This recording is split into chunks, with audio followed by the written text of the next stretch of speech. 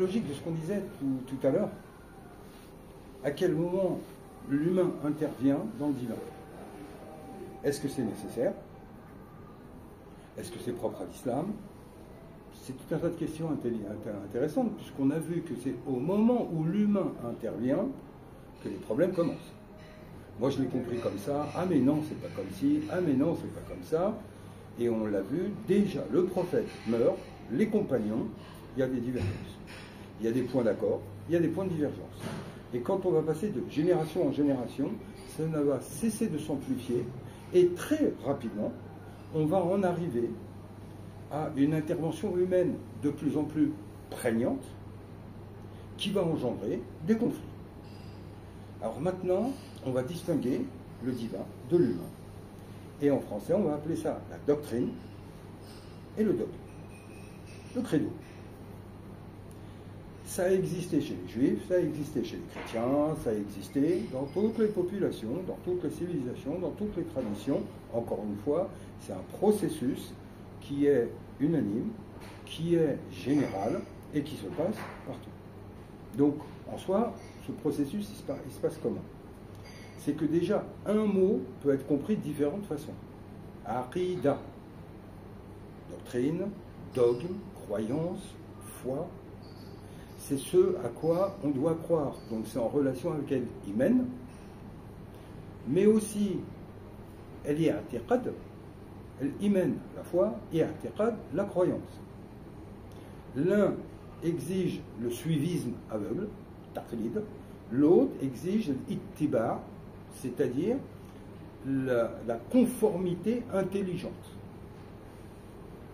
Alors, on a une doctrine. Une doctrine dans sa réalité, étymologique, historique. Qu'est-ce que c'est? C'est quand on a quelque chose de divin. La doctrine chrétienne, la doctrine juive, la doctrine musulmane, la doctrine hindoue, la doctrine, etc. C'est la révélation. Et là, on est dans la doctrine.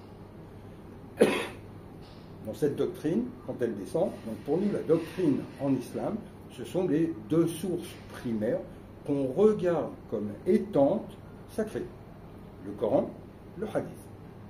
Alors, on ne va pas débattre sur la nature du Hadith, des faux, etc. Le Coran, le Hadith. Et à partir de là, dans l'un comme dans l'autre, il y a des choses qui sont ce qu'on va appeler muhkam, et l'autre mutashabbih, c'est-à-dire des choses qui sont claires, qui ne se discutent pas, c'est comme ça, c'est évident, il n'y a pas besoin d'interprétation, il n'y a pas, c'est clair. Et quand on reste, alors sachant que ça c'est aussi deux mots auxquels on peut donner différentes déclinaisons et compréhensions. Mais restons sur celui de doctrine et dogme. Donc, il y a une partie qui est claire, évidente. Pèlerinage, une fois par an, à la Mecque.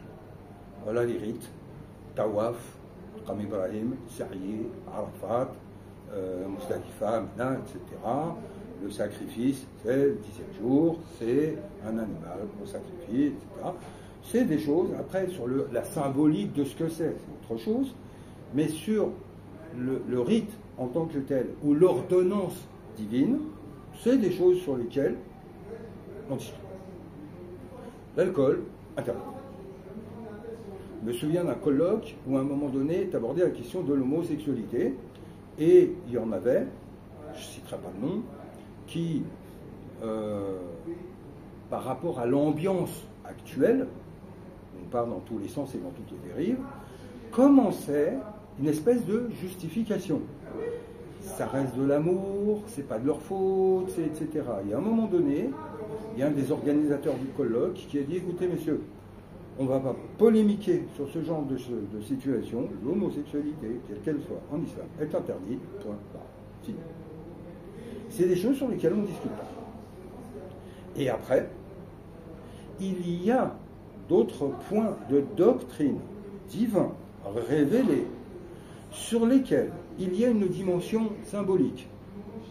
Donc, est-ce qu'on le prend à la lettre ou pas?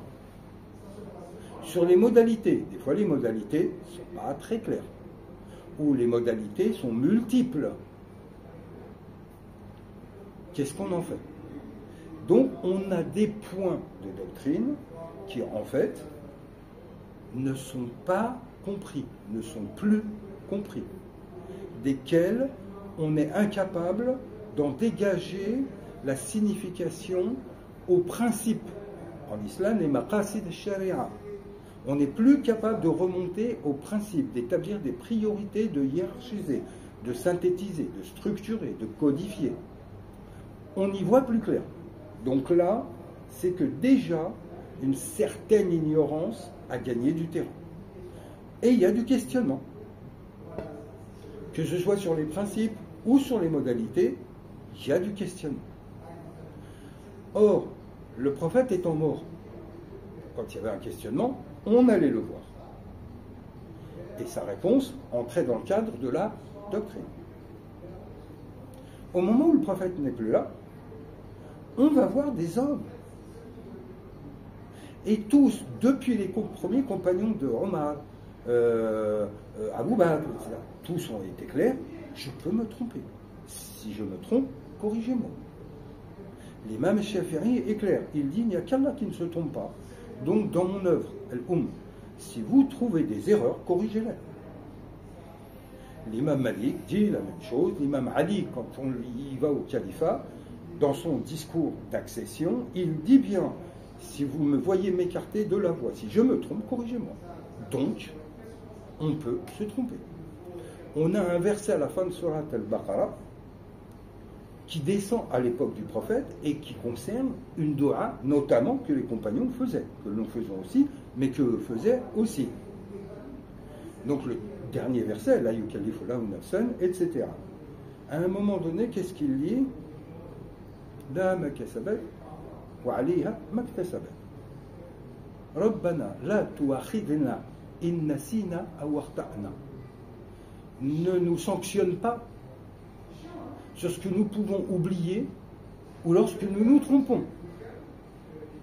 Or là, c'est les compagnons qui faisaient cette doua avec le prophète.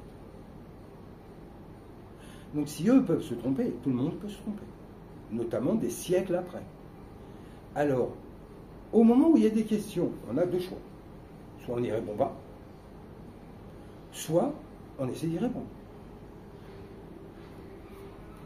Or, il y a eu des avis, c'est qu'on essaye de ne pas spécialement répondre, c'est-à-dire qu'on dit ce que le Coran a dit, mais sans clarification, sans interprétation.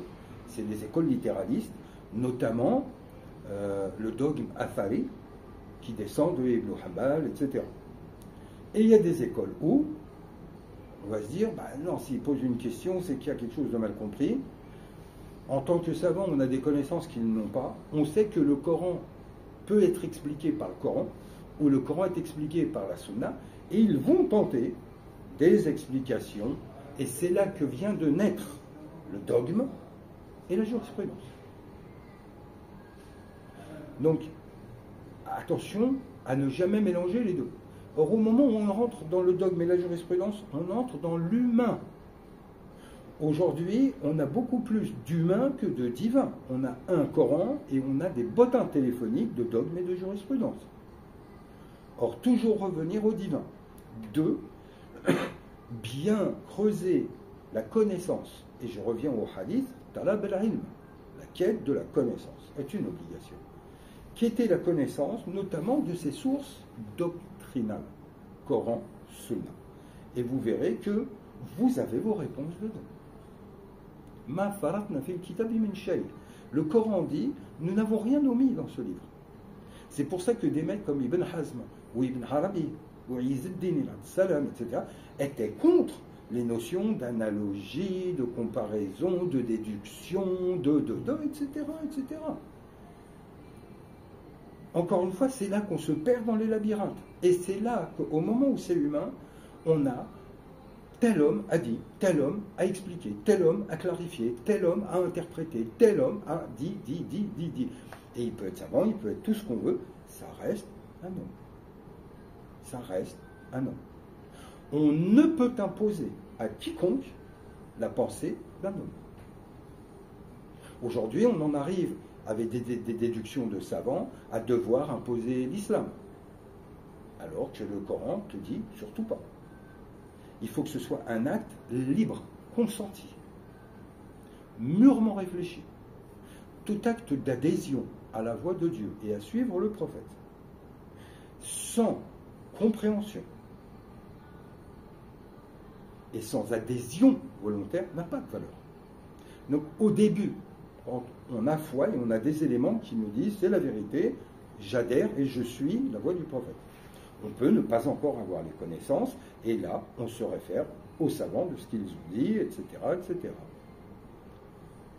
Mais ce n'est pas le but, ça c'est le taqlid. Et c'est une question sur laquelle on reviendra, taqlid ou ittiba. C'est une question sur laquelle on va revenir, parce qu'elle est importante, sachant que le Coran et le prophète ont toujours invité à l'ittiba, c'est-à-dire à la conformité par intelligence et compréhension, et non pas au taqlid et au suivisme aveugle. Ça, on fait des moutons de panache. Or, encore une fois, tout à l'heure quand on discutait, on parlait de la notion de l'arabe, le Coran.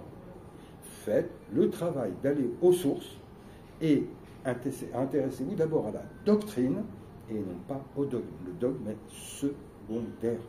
Aujourd'hui, on entend beaucoup plus tel savant a dit ou tel shir a dit que Allah a dit.